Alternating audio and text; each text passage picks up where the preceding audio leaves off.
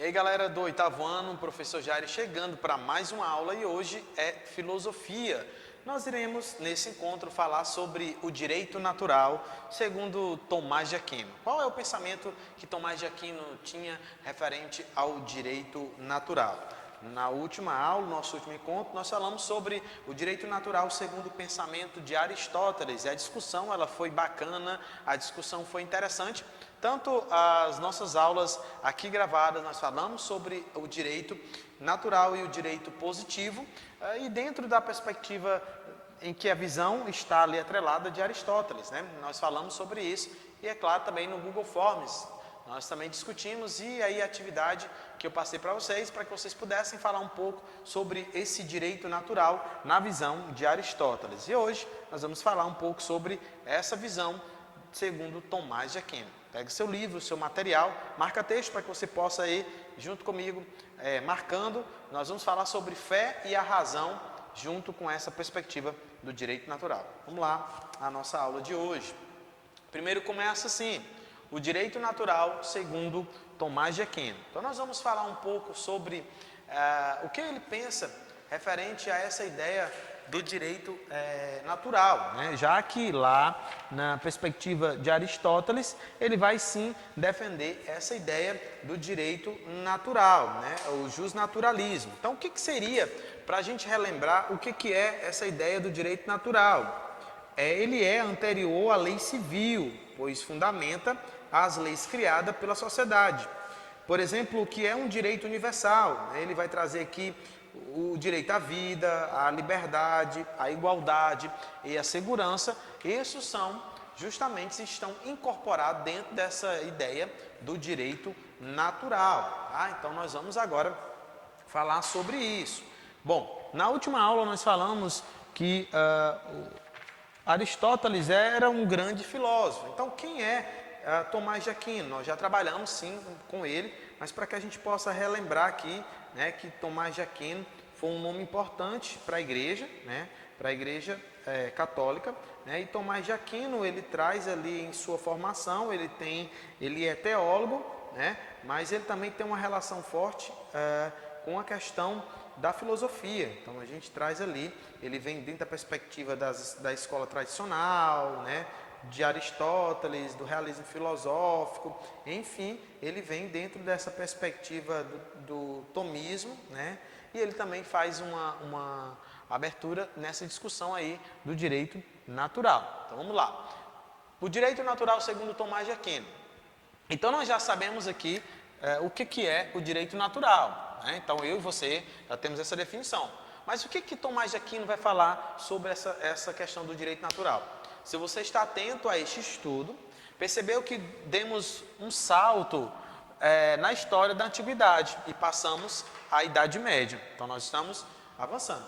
Período no qual estudaremos o direito natural segundo a teoria de Tomás de Aquino. Então Tomás de Aquino tem uma teoria sobre essa definição do direito natural. É importante relembrar que Aquino pertencia a uma realidade que estava completamente pautada por ideias religiosas e pela hegemonia da Igreja Católica sobre todos os segmentos da sociedade. Então, períodos diferentes, personagens diferentes.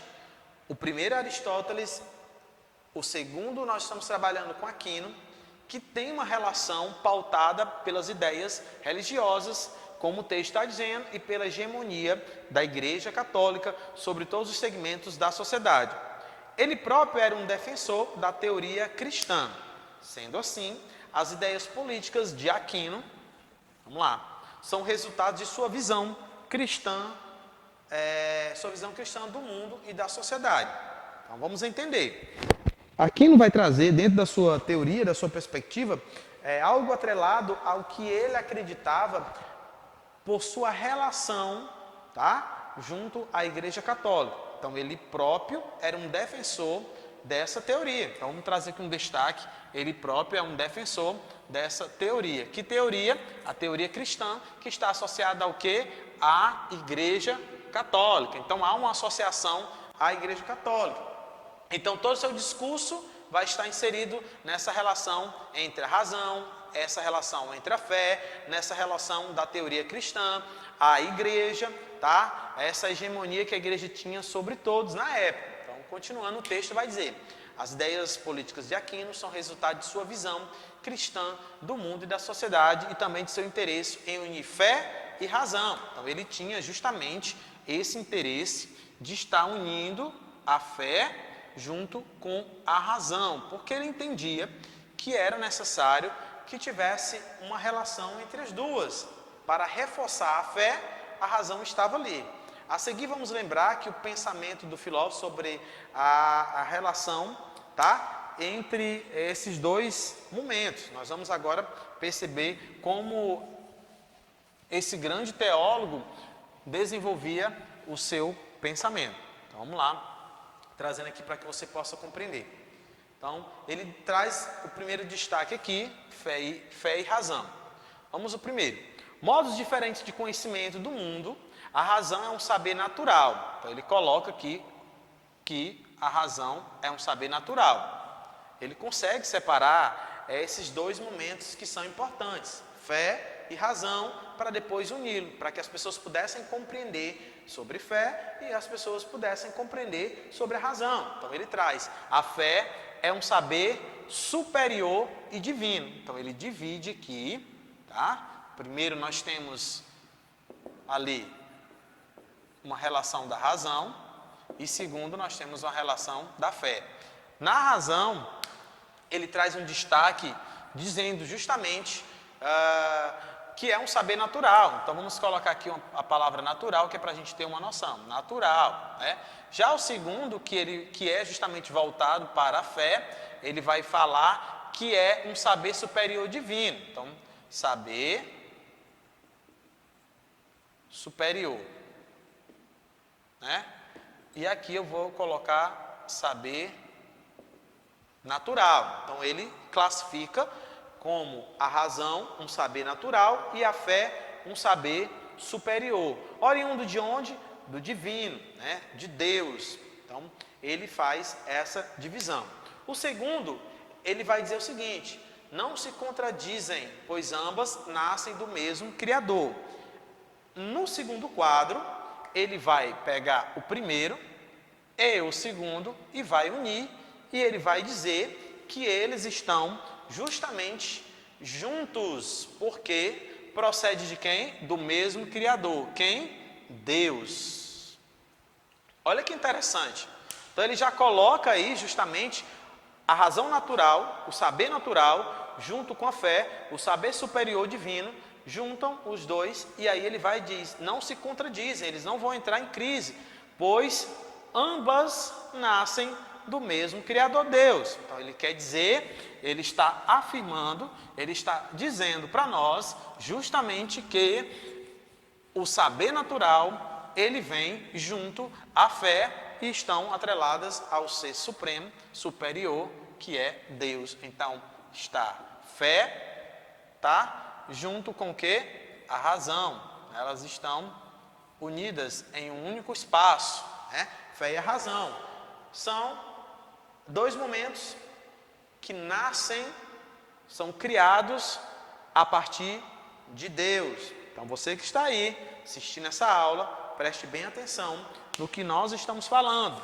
Hoje nós estamos trabalhando o direito natural segundo o pensamento de Tomás de Aquino. Vamos dando sequência. Então nós sabemos aqui a razão é um saber natural e a fé é um saber superior divino, e que ambos surgem do mesmo local, ou seja, o mesmo Criador, que é Deus. A razão conhece as coisas naturais e humanas, tá? Mas é incapaz de conhecer por si só as coisas de Deus. Daí a importância da fé. Aqui nesse espaço, Tomás já começa a usar os dois momentos e dizendo que a razão ela tem uma necessidade que é a fé. Por essa razão, ele vai afirmar dizendo: a razão conhece as coisas naturais, humanas, mas é incapaz de conhecer por si só as coisas de Deus. Daí a importância da fé. E o mais interessante é que ele consegue distinguir que aquilo que é natural fica na visão natural e aquilo que é espiritual vai para um plano espiritual. Ou seja, a razão conhece as coisas naturais e humanas, mas é incapaz de conhecer por si só as coisas de Deus. Não adianta ele estar dizendo ter a razão se você não tem a fé. Ou seja, a razão nesse caso, ela seria incapaz de conhecer por si só a Deus. Por essa razão, é necessário que se tenha a razão e a fé.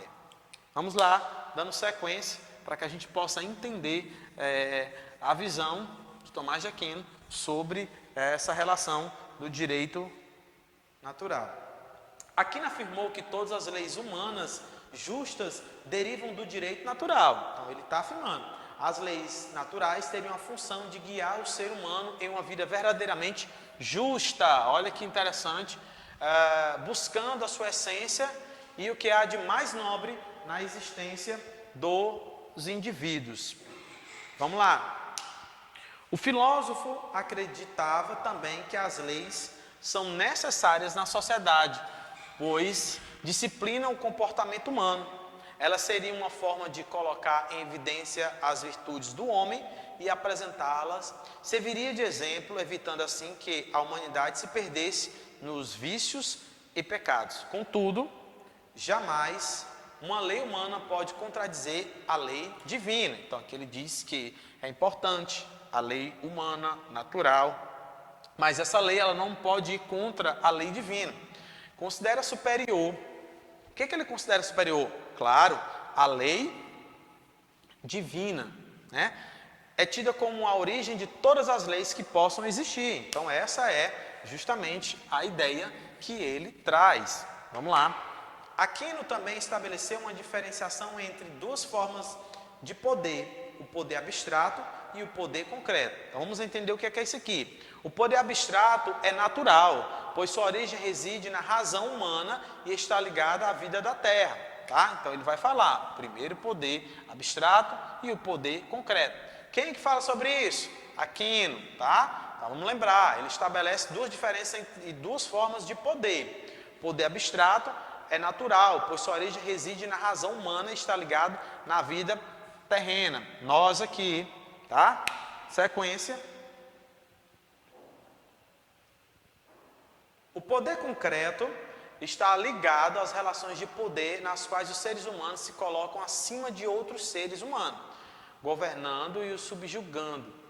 Esse poder pertence a Deus, embora os seres humanos o tenham requerido para si.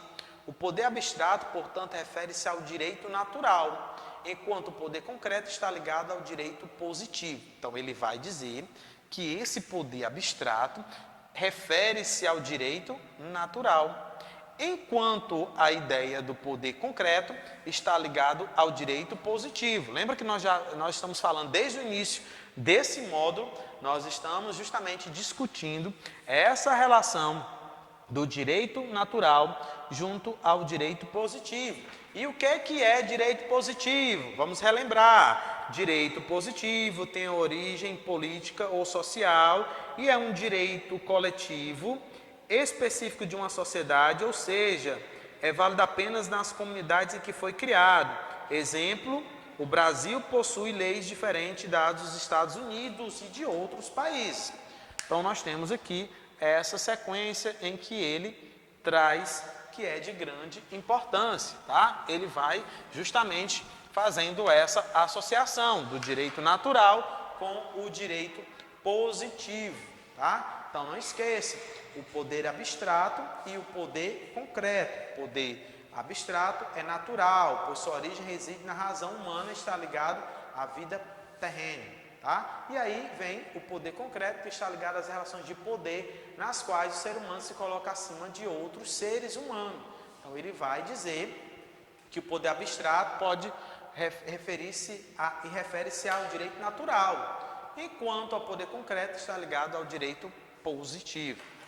Então você viu aí a visão desse grande filósofo tá? Teólogo Tomás de Aquino. Você conseguiu compreender aí, dentro da perspectiva da fé e da razão, o que ele vai trazer de fato como um tema importante para que a gente possa discutir em relação ao poder abstrato e também nessa perspectiva o poder concreto. Continue estudando, continue pesquisando sobre Tomás de Aquino e na próxima aula nós vamos conhecer um outro nome e nós vamos conhecer a sua ideia acerca do direito natural e do direito positivo. Valeu!